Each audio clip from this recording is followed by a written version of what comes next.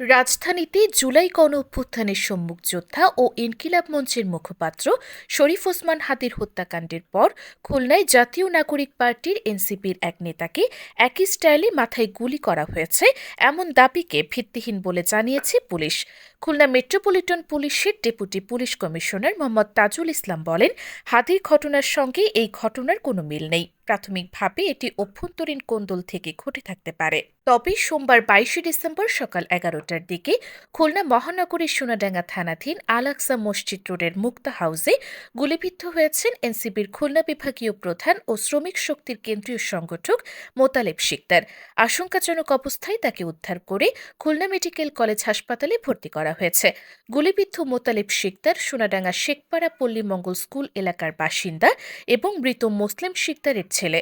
ঘটনার পরপরই পুলিশ ও আইনশৃঙ্খলা বাহিনীর সদস্যরা ঘটনাস্থলে পৌঁছে ওই বাসায় অভিযান চালায়। অভিযানে 5টি বিদেশি মদের খালি বোতল, একটি পিস্তলের গুলির খোসা এবং ইয়াবা সেবনের কিছু সরঞ্জাম উদ্ধার করা হয়। আইনশৃঙ্খলা বাহিনী জানায়, উদ্ধারকৃত এসব আলামত তদন্তের জন্য জব্দ করা হয়েছে।